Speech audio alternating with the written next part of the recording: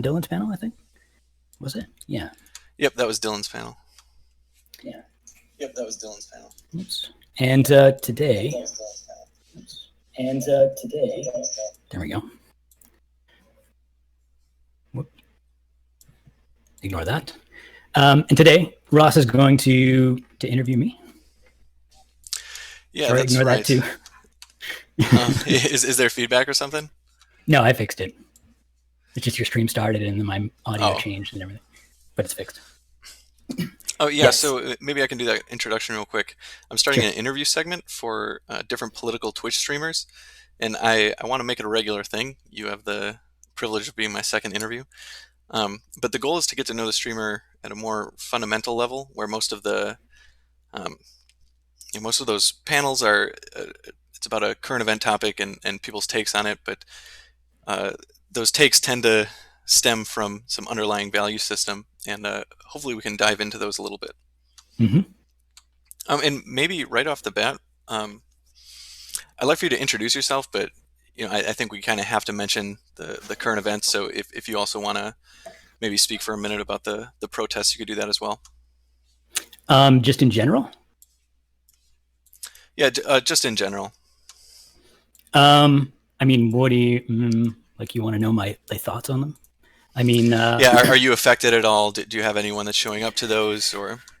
Well, I mean, I haven't. I live in Canada, so there is actually a protest here, but it's for a different reason. There was a young girl who somehow fell off a balcony and died when the police were called by her parents to they wanted to like commit her to a mental institution because she was having seizures and some kind of mental breakdown. And they called the police to help her out, and somehow she ended up falling off like a 24th floor balcony and dying. And no one knows how yet or why. There's a police investigation going on, an internal investigation. But in the meantime, there's lots of protests in Toronto. The family has hired a lawyer, and they're suing the police and accusing them of doing something.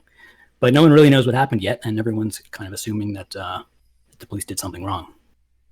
So it's at the same so yeah, we have a similar protest going on. It hasn't been like violent as far as I can see, just a peaceful protest. I mean, generally speaking, I am, as an anarchist, I am highly critical of the police, since they're part of a state that I consider morally illegitimate. So I'm very sympathetic to anyone who fights against the police. But I mean, in that, I think they have a justification for doing so. That said, justification for fighting doesn't mean that fighting is going to be productive, right? So you think of this kind of like a war. There are lots of wars that could be justified in the world. There are probably like dozens of countries that, say, the United States could justify going to war to, but it would be very, very foolish and destructive in order for them to actually do that. And I think of the police in kind of a similar way. Like you can be justified in fighting against the police, but it's probably not going to bring about any good to do so most of the time. But I have a lot of sympathy for the people who think that it is. Like I say, I think they're justified. What I don't think is justified is any sort of attacks on innocent third parties, private property, things like that. I have no sympathy for the people taking this opportunity to just vandalize and loot things. I don't think there's any. I think we can easily draw a distinction between those people and the people who are actually protesting and fighting a legitimate cause.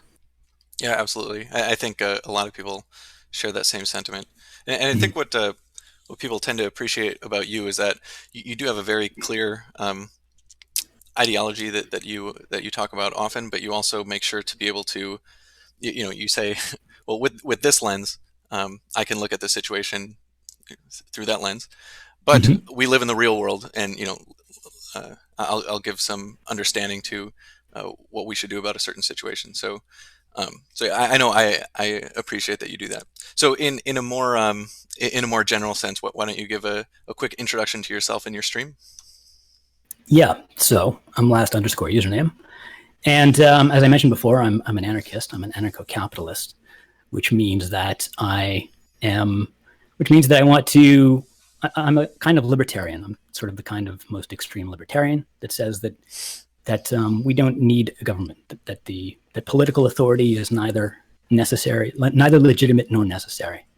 Um, so neither legitimate means no. It's wrong. It's not. There's no moral excuse for for having a state that has authority over people, and it's not necessary. The reasons that are commonly given for why we need to have a state are just not true. In fact, we'd probably be a lot better off without one. And that's my political philosophy. All right. So as a Twitch streamer, what do you see your main role as? Some Twitch streamers are here for entertainment, some for education, some are advocates. What would you say your role is? I mean, it's some combination of enjoying myself and saving the world. All right. I haven't decided which is like the primary role yet. Um, I mostly did it at starting, I just did it because it seemed enjoyable. And do most of the things I do, I don't really know why I do them. But I just start with I enjoyed it. So I enjoyed this. I had a lot of ideas floating around in my head, and I didn't know what to do with them. I tried sort of talking to my friends and family about them, and they either like weren't interested or it sort of agitated them a little bit. So I just looked around for people who actually wanted to hear my crazy ideas, and somehow I stumbled on Twitch, and so yeah, I guess the initial role was just like a place for me to talk about the things that I kept talking to myself about. It felt better to talk to other people about them. But it seemed if this ends up having an effect on the world and bringing about real change in the world, then that would be great too. I think I would enjoy myself even more if that happened. So Yeah, the good part about the internet is you can always find someone to disagree with, and so I guess that Twitch is a good place for that. So based on that role, maybe your own enjoyment, or maybe convincing people to move in one direction. Do you think that there's anything kind of easy that you could do to improve you working toward that goal? I mean, I could do a lot more than I'm doing now. I definitely should be, growing my community by posting YouTube videos and doing more social media promotion and stuff, which I'm planning to do. It just takes time, and I could be arranging more collaboration things like this and more debates. I do end up on panels, but people have been sort of coming to me and asking me. I could be taking more initiative and setting those things up. And I even have some like formats, some novel formats I might want to experiment with for creating new content. I probably shouldn't talk about them though, but. All right, well, we will wait patiently. Yeah. And how about for those discussions, panels, and debates? There's three main persuasive styles: pathos, ethos, and logos. Pathos being emotional and feeling, ethos being credibility, authority, and logos being logic and reason. Could we go through those one by one and kind of say how do you appeal to those persuasive styles, starting with pathos? So maybe how emotionally do you connect with people? I mean, I found that people I enjoy talking with that are worth talking to are usually fairly good at seeing past emotional arguments. So I tend not to make them. Emotional arguments do have their place. Any idea, like most people don't respond to reason, or complicated philosophical arguments. Most people only respond to emotional arguments. So I think any idea that's going to be popular needs to be sort of packaged in a shiny emotional package that will appeal to people. So that's one of the things I'm kind of working on. Is how to take these ideas and without compromising their validity and truthfulness, sort of package them in a way that makes them appeal to most people instead of seeming like some kind of crazy abstract thing that they don't understand or like. Yeah, that makes sense. I think a lot of people work on that. There is I think most people kind of focus on the logos aspect, which we will get to, but a lot of people don't take into account not everyone is persuaded just by the data. But we can go into Logos is good for debates. It but, definitely is. It definitely is. Yeah. For the average schmo in the street, or for talking to your relatives on Thanksgiving, you need emotional arguments that are going to make them feel good instead of make them feel like crap. What the Logos arguments tend to do. Yeah, yeah. And how about ethos? What the things that you would find on a resume? How do you appeal? On a resume? Well, just for example, on a resume, or maybe you could list some books that you've read that have influenced you, or something like that. Oh, okay. So ethos style arguments are like speaking from authority. Exactly. Yeah. I don't know. I mean, I try not to speak from authority because it seems just like I don't know. That just always gets you in trouble with saying like I'm an expert on this, so trust me. Like, or saying, every economist agrees with this. That always just seems to like destroy, like derail a conversation. Right, get an argument about what authorities actually say. But someone like the Dalai Lama would be an authority, a moral authority, who has maybe lived a good life, and people do really respect his opinion, even if he doesn't necessarily say, you should live your life because of this and this reason, and this will be the outcome. I think, like I said, I think a lot of people do lean on logos, but authority does quite often appeal to wide audiences. I mean, I try to adopt the sort of ethical frameworks of other people as much as I can when I'm arguing with them, unless I really want to get into an argument about ethics itself. When you say you adopt their framework, do you mean you try to understand the other person and then find out what is important to them and speak to that? Yeah, I try to just argue within their framework. If they say that their fundamental, values are such and such, then I try to justify my ideas in terms of their values. Explain to them why they should value my idea. Yeah, that seems like a pretty good strategy. And let's try logos. How do you appeal to logos? Well, I mean, that's the weapon of choice most of the time.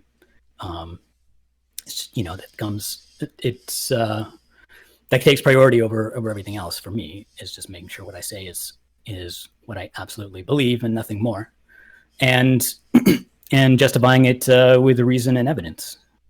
Pretty straightforward. Yeah, definitely. So this kind of comes from a lot of things that have been happening on Twitch lately. How much would you say that you trust your audience and other Twitch streamers? It seems like a lot of Twitch streamers aren't really willing to take on some types of discussions because they're worried about if someone in their audience hears something and they'll react a certain way. So how much would you say that you trust your audience and other streamers? Oh, I see. Like, do I trust them to use their own reason and to not be like, do I feel like responsible for their irrational behavior? That's what you're getting at, right? Yeah. The potential for irrational behavior. Yeah, that's a complicated issue. It seems like a lot of streamers, at least those on the left, feel that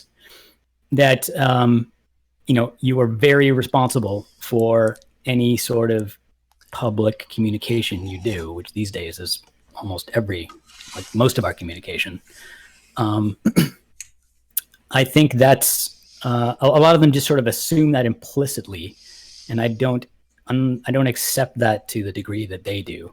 There may be some degree of that I'm willing to accept, but it's a little more complicated than they usually make it out to be. Like, I generally don't assume responsibility for other people's actions just because I communicated some ideas to them, right? I think people are generally responsible for their actions, as long as they're not being, physically coerced into doing them, or, I guess in some extreme cases, if you literally like hypnotize someone or lie to them in some overt way that makes them do something, you shouting fire in a crowded theater or something, then maybe you're responsible for that. But for the most part, you're not responsible for being a bad influence on people. So it's not a matter of trust.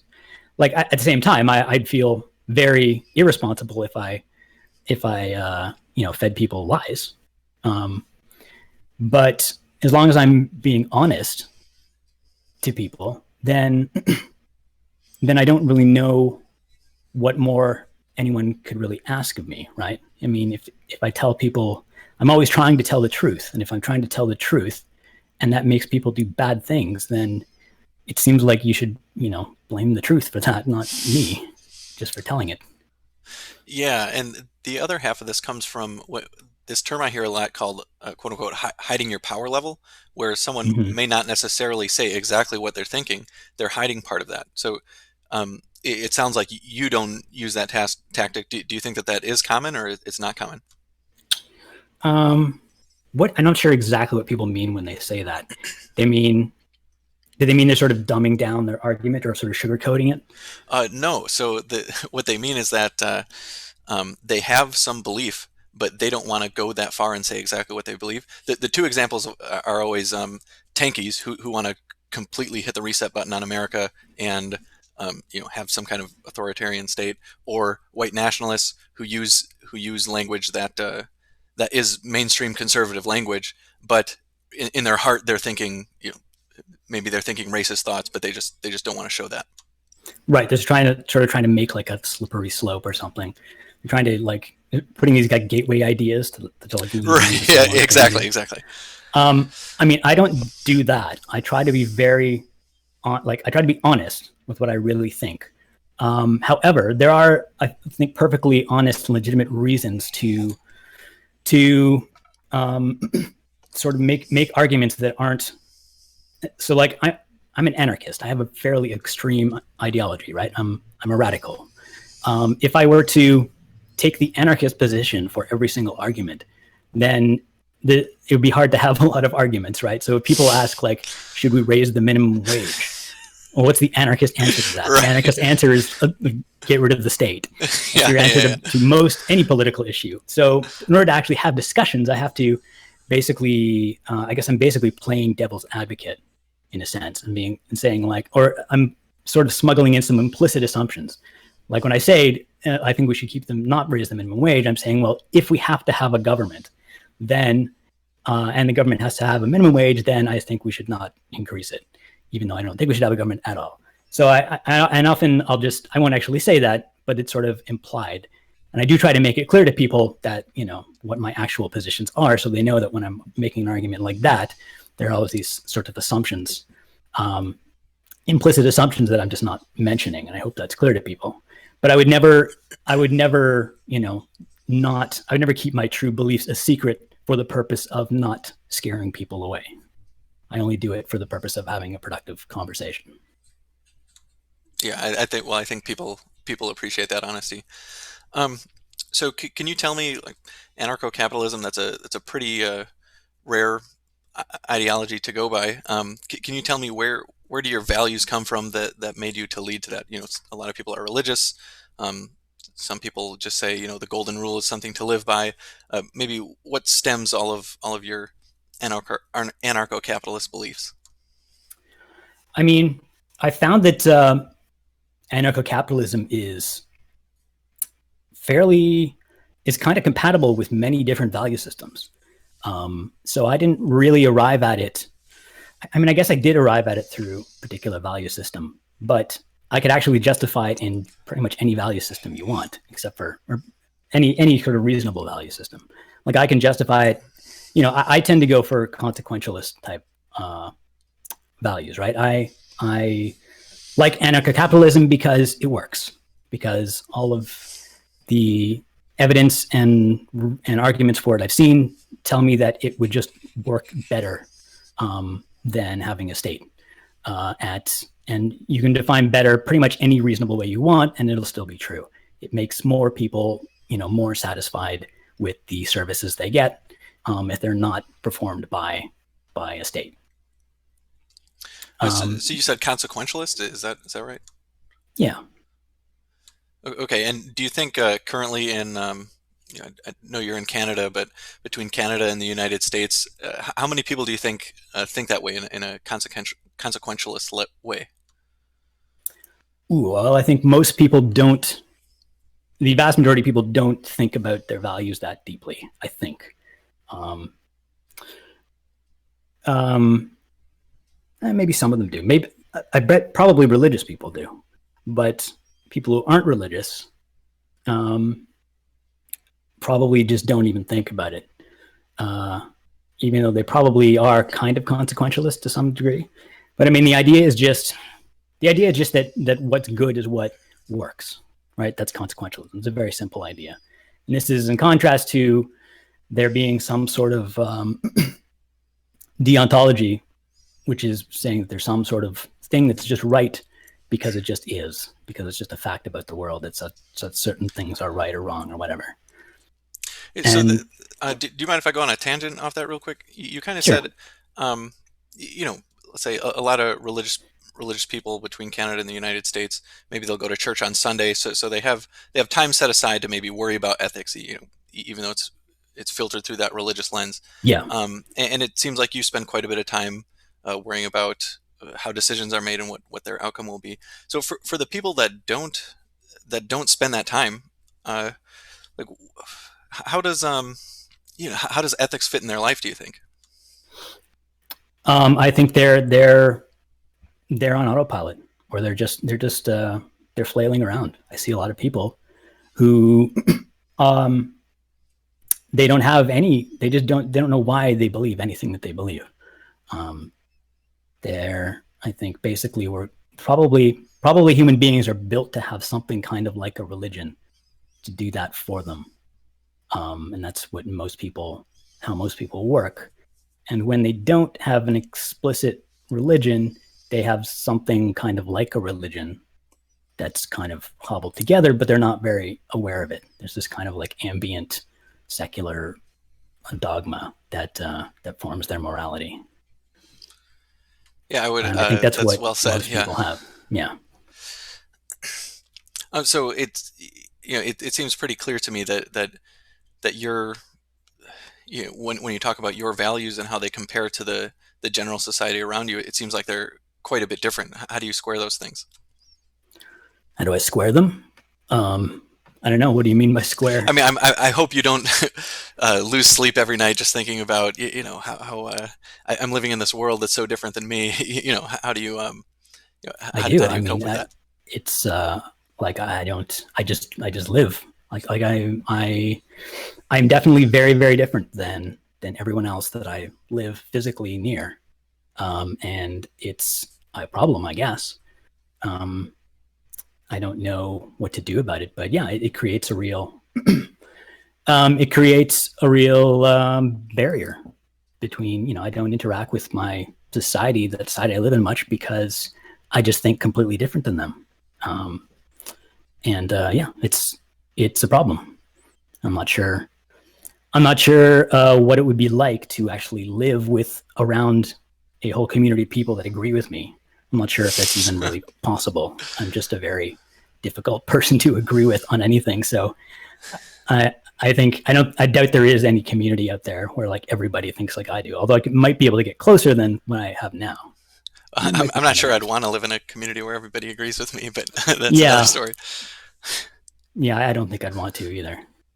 But it might be at least be nice to live in a community where people kind of get where I'm coming from, and I can kind of have an argument with them without them just like, furrowing their brow and getting agitated and being like thinking I'm crazy, which is what a lot of people are like around here. So like a little more agreement would be nice, even if it's not complete agreement. So, or even just, I mean, like on Twitch, I've most of the people I've talked to on Twitch are like complete opposite end of the spectrum as me, right? They're progressives, even like radical leftists, who think that anarcho-capitalism is crazy. And yet I've been, pleasantly surprised by how I've been able to have completely rational, reasonable, civil discussions with them. And they enjoy engaging with me and do so in good faith. And they don't make anything personal. They're quite friendly.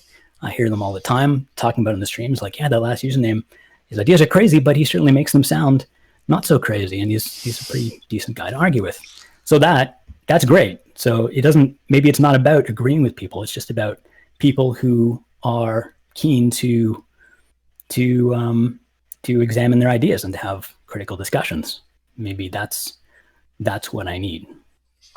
Yeah, I would definitely agree with that. And I'll bring up. So you mentioned how maybe the human brain kind of needs um, some sort of in-group connection, or on part of it you could say religion, on part of it you could say some type of worldview to go through life. How much of the two sides of this are kind of like spirituality and empirics or data. So how much does spirituality fit into your life or your worldview compared to empirics and data? Um, Empirics and data are everything for me. I have um, a very sort of scientific approach to life. I'm skeptical about everything. When I was a kid, I would take apart like every toy that I got.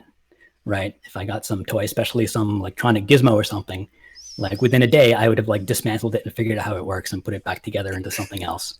So my parents had to like hide all the toys from me because I would take them apart.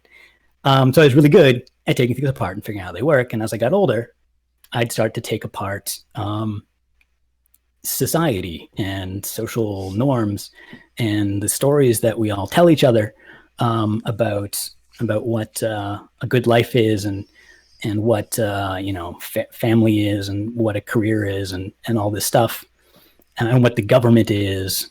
And I took all those apart and figured out how those worked, and basically in the process sort of left them as a bunch of parts on the floor that I couldn't do a whole lot with. And so I've had to try to assemble some kind of value system. I'm still trying to assemble some value system together myself that's actually real, that doesn't just sort of fall apart. And that's an ongoing process. It's clear that you can't live without values at all. We sort of need to act intentionally. We need to value something in order to even breathe. But but I've had a lot of trouble, going much beyond the basic sort of providing like breathing and eating and sleeping and so on. Figuring out values beyond that, or just sort of doing what seems interesting and fun. I haven't been able to assemble anything more complicated than that, and I can't fake it. I think a lot of people are sort of take some stories that they're told, and they're just happy to be okay. Yeah, life is about this is the meaning of life. Sure, I'll take that. Works for me. I can't do that. I take it apart and see that it's just a story, and then I can't live like that. So yeah, I'm not sure what to do about that, but I don't know. Maybe I should be an existentialist. So what was the question again? No, why don't I? It kind of reminds me of something. One time I asked you in your chat about Euron Brook, and I think you said you listen to him from time to time. Could Mm-hmm. you give some other maybe authors or books or lectures that maybe have influenced you or you connect with? I mean, I'm reading a lot of stuff related to anarcho-capitalism lately. So David Friedman is a guy is a the guy who turned me into an ANCAP. He is the son of Milton Friedman, and he so an economist, very very smart guy. And he wrote this book called The Machinery of Freedom, which argued for anarcho-capitalism from the consequentialist framework. It was the first time I'd heard that done. I've heard a lot of sort of moral arguments for liberty, but this is a guy saying, well, liberty actually works better, um, and that's why you should be a libertarian. And that's what really sold me on it and convinced me that I should go all the way. That government shouldn't just be minimal; it should go away completely. So David Friedman, there's a guy named Michael Huemer who makes sort of more moral arguments for anarcho-capitalism. Brian Kaplan, who we're reading now on my stream, and he's talking about how the education system is a big scam. And so all ANCAPs lately. Well, so this kind of makes me think. I'm more of a libertarian, so my view is that freedom itself is a value, and it sounds like you don't necessarily think that. You think we can line up all of the systems of quote unquote government, and you're looking for the one that whose outcome is the best, whereas I kind of am starting with freedom being a virtue in and of itself. Would you say you agree with that, or not? Well, it depends what you mean by freedom. So people, um, if assuming that people will try to act to fulfill their values, then people are going to, generally speaking, the more people are able to act to fulfill the values, the more value they will get, right? That's a fairly straightforward way to explain how freedom itself is valuable. I mean, freedom is valuable because you're then free to pursue your values. But the question is, and this is what authoritarians will typically argue, is that that having some authority actually gives you more freedom because that authority protects your freedom. So that's the problem with the sort of freedom as a value argument, is it doesn't work because a lot of people think that having authority gives you more freedom. So I use the consequentialist framework to point out why that's not true. Why authority is what makes the state is that they don't follow the same rules that everyone else follows, and they aren't expected to follow the same rules that everyone else follows. A free society, you're free when basically when you treat everyone when everyone treats everyone else as the same, as equal morally, right? Now that doesn't mean you can do whatever you want, right? You can't go and take someone else's stuff. You can't go and be violent against them. But if everyone's treating everyone else equally, then you're going to tend to have the most freedom that you can each get individually, without violating other people's freedom, without taking freedom from other people. And the reason the state takes your freedom is because you don't treat the state like everyone else. They have special authority, and they can only use that authority to make everyone who wasn't an authority less free.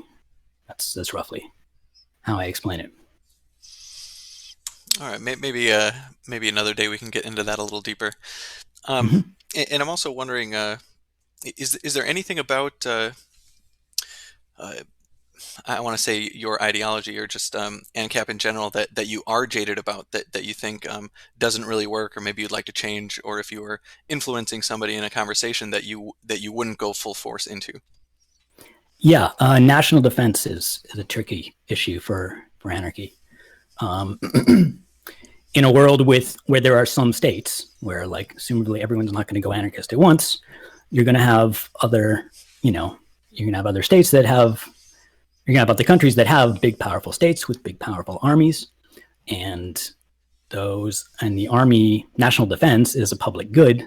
So you're going to have a market failure situation very easily. If in Ancapistan, if you just try to approach it like a product, right? You can't sell national defense to a single person without giving it to everyone else for free, right? So since everyone gets it, whether they pay for it or not, no one wants to pay for it. Market failure. So that's a big problem for ANCAP. It's not a deal breaker for me because I just say it could possibly work. There are countries right now that don't have armies, and they don't get destroyed. And in the worst case, I'll live with having a state that does nothing but national defense.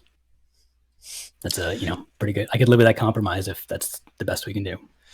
Yeah, and this kind of segues into my last point. But also on top of that, I think one of the strongest defense, so guerrilla warfare, or the threat of guerrilla warfare makes it very difficult for a country to be invaded. So yeah, just to get your thoughts on this, like, do you think that maybe in America's founding, when a lot of people are armed now in America, or maybe when America was founded and also a lot of people were armed then, do you think you could consider that a national defense, just meaning that it'd be very difficult for a foreign country to invade, given that so many of the citizens were armed? Yeah, so I don't think national defense is impossible. I think it's quite likely that an America without a state would have lots of heavily armed individuals and private militias and stuff that would do a pretty good job of protecting America from invasion. The only thing is, I'm not as confident about that as I am about about the other aspects of anarcho-capitalism. I'm much more. I can basically explain exactly how the legal system could work and why it would work. I can't explain exactly how national defense would work, even though I have a good hunch that it would probably work okay, but I can't be as confident about that as I am about other parts of it, right? Do you mind if I bring up maybe like one or two other things to poke holes in Mm-hmm. ANCAP and see what you think? So you did mention public goods, and it sounds like you say that national defense is the most difficult public good, but there's a few other just really basic things that come up with ANCAPs, and that would be positive and negative externalities and positive and negative externalities, moral hazards, and public goods. So when someone brings those up and just kind of shrugs off ANCAP, what do you tend to say to those people? Well, there just aren't a lot of examples of that. Most of the things that people bring up are not market failures or public goods, even though they say they are. I mean, people say that the police um, are a public good, and they're not. It's a private good. You can very easily sell police services to individual people. Um, there's really very few things that are actually public goods. One example would be climate change. That's it's you you can't sort of charge people for the carbon they release into the atmosphere. Or rather, if you release carbon, you impose a cost on everyone. You can't have like private ownership of the atmosphere. We all share the same atmosphere. So that is a legitimate public good problem, legitimate market failure. And the only reason that it doesn't defeat the case for anarcho-capitalism is that we're been doing that shit job of solving that problem with the government. So, I mean, if the government can do anything, make any sort of progress in solving that problem, then I'll consider that a strike against anarcho-capitalism. But until then, like we might as well get rid of the state because they're not helping with that problem at all. They seem to be making it worse actually by polarizing people and politicizing the problem. They've sort of locked like half of the population into fighting against finding a solution to it. Since it's politicized, right? People giving people an incentive to like claim the problem doesn't even exist. So I think we'd actually be better off without politics. We're more likely to solve that problem. Well, that's I mean, it seems like a good answer, and it's a good place to stop. I don't want to carve out too much of your time, so I appreciate you doing this interview. Do you want Yeah. to shout out your channel and anything else you want to say? Last underscore username on Twitch. That's pretty much it. All Come right. check it Well, out if you want more of these crazy ideas. again, I appreciate it. Have a good rest of your weekend and stay safe. Yeah, great talking to you, man. Take care. Have a good one.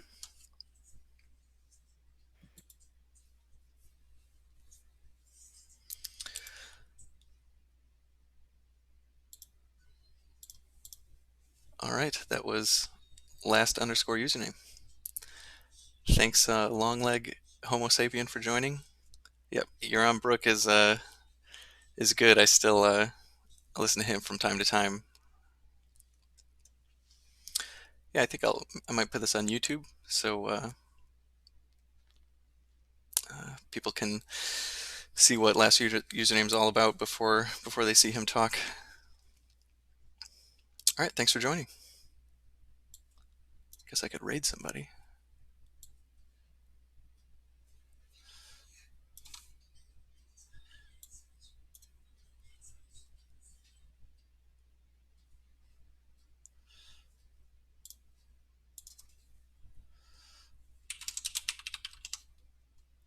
The Battle Lounge.